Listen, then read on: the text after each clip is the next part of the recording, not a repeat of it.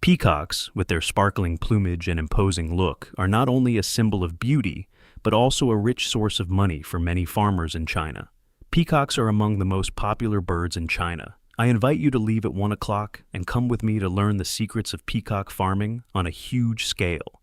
Due to the moderate climate in provinces such as Yunnan, Guizhou, and Hunan, peacock farms are becoming increasingly prevalent.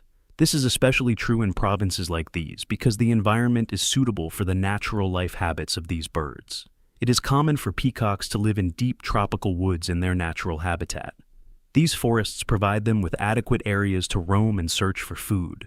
Nevertheless, as they are brought up in captivity, their living habitat undergoes considerable transformations. However, despite the fact that peacock farms in China are supposed to be similar to natural settings, there are still significant variances. A typical peacock farm is often spread out across a broad area, with at least 1,000 to 3,000 square meters being allotted to each flock. This is done to ensure that the peacocks have sufficient space to walk around. The enclosures are encircled by fences that are between 2 and 3 meters high. These fences prevent the peacocks from flying out of the enclosures, but they also provide sufficient open space so that the peacocks do not feel constrained.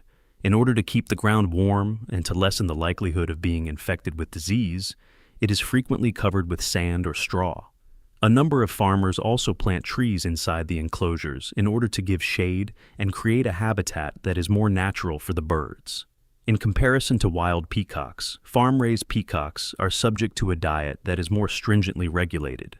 As a means of ensuring that they receive a proper amount of nourishment, they are provided with a variety of grains, leafy greens, and on occasion, insects or earthworms as a supplement. The average amount of food that farmers provide for each adult peacock is between 500 and 700 grams per day. One of the most important aspects of peacock farming is ensuring that the temperature and humidity levels are kept at the appropriate levels. It is possible for peacocks to survive in cold weather. Nevertheless, they are most successful when the temperature is between 15 and 30 degrees Celsius. Because of this, farms located in colder regions frequently build heating systems throughout the winter months in order to keep the birds warm. There are already around 1,500 peacock farms in China, and the overall population of these birds accounts for hundreds of thousands of individuals, as indicated by the figures. It is possible for certain large-scale farms to house anywhere from 5,000 to 10,000 peacocks, which can be used for both commercial and tourist purposes. Not only are peacocks kept for their feathers and eggs, but they are also kept as ornamental attractions in ecological gardens and tourism spots throughout the world. In spite of the fact that it involves a large amount of labor, peacock farming results in substantial earnings.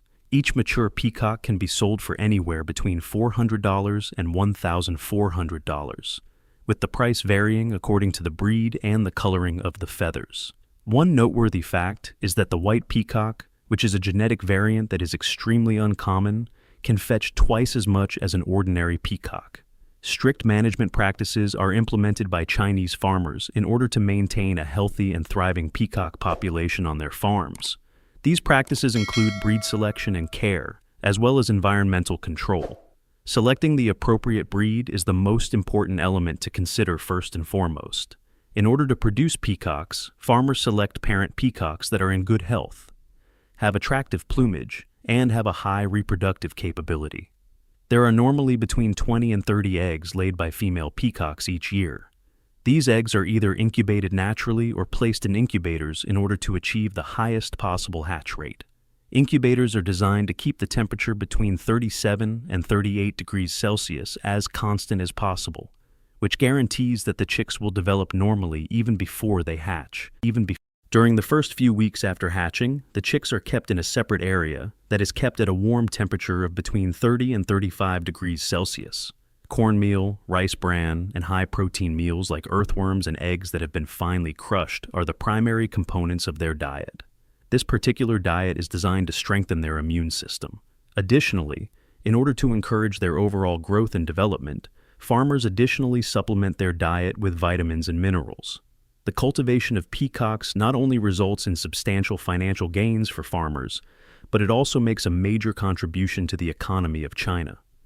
This livestock industry has become an attractive business model in many provinces, including Yunnan, Guizhou, and Hunan, as a result of the increased demand for peacocks in the areas of decor, tourism, and food.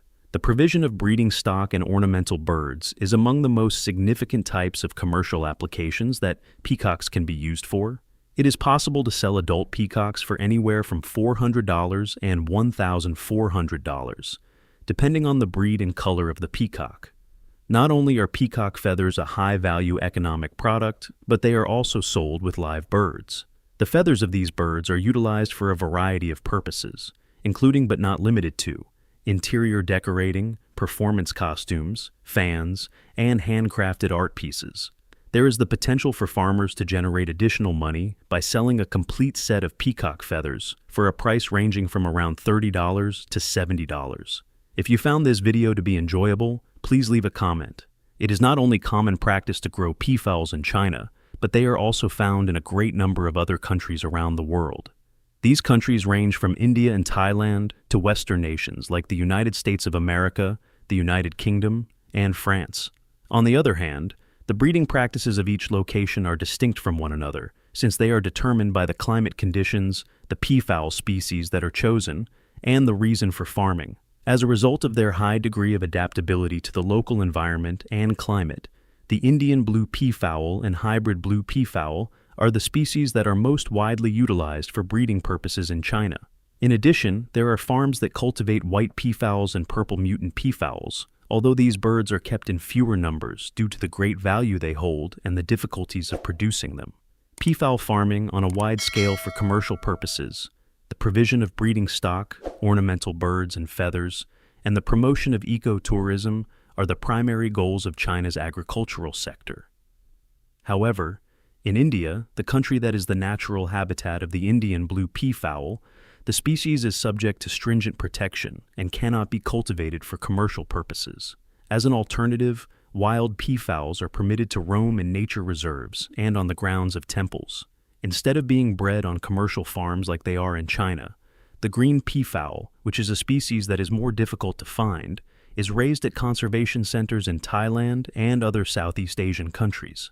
A great amount of variation may be seen in peafowl farming in the Western world, particularly in the United States and Europe.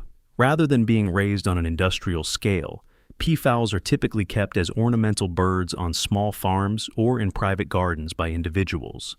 There are several peafowl breeds that are popular in these areas, including the Indian blue peafowl, the white peafowl, and the pied peafowl, which is a mix of the blue and green peafowl. When compared to the enclosed farming techniques that are typically utilized in China, the farming strategy places an emphasis on the creation of a natural environment that includes expansive open regions. Instead of adhering to a diet that is rigorously controlled, as is the case in China, many farms in the United States allow peafowls to roam freely on grasslands and consume natural things such as grains and insects. China continues to be one of the leading countries in commercial peafowl farming, despite the fact that peafowls are farmed in a variety of locations throughout the world. China is distinguished by its large-scale farms, scientific care procedures, and an assortment of peafowl-related products, all of which are designed to optimize profitability. In addition to being grown for ornamental purposes, these species of peafowl are also used for the purposes of the tourism industry, the conservation research industry, and the handicraft industry. One of the species that is considered to have the highest economic value is the white peafowl. The white peafowl, in contrast to the more frequent blue peafowl, has plumage that is completely white, which gives it a look that is both elegant and regal.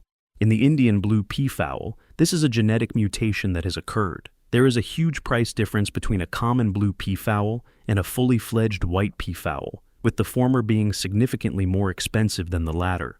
The white peafowl is extremely sought after, particularly in luxury resorts, high-end hotels, and private zoos, due to the fact that it is difficult to breed and is extremely rare. Another peafowl breed that is quite valued is the Spalding peafowl, which is a mix of the Indian blue peafowl and the Southeast Asian green peafowl. A thin body, plumage that blends green and golden hues, and a tail that is gracefully long are some of the distinguishing characteristics of this breed, which is a hybrid beauty. It is possible to purchase a Spalding peafowl for anywhere from $1,400 and $2,100 on average. A genetic mutation that is considered to be among the rarest in the world is the purple peafowl. This breed is distinguished by its exceptional iridescent purple plumage, which gives it an appearance that is absolutely one of a kind. The purple peafowl, on the other hand, is exceedingly expensive, with costs per bird topping $4,000. This is because of its low reproductive rate and the difficulty in breeding in this species. Additionally, the green peafowl, which is indigenous to Southeast Asia, is also quite valuable. Yet, due to its wild character and stringent environmental needs, it is not nearly as often cultivated as other peafowls.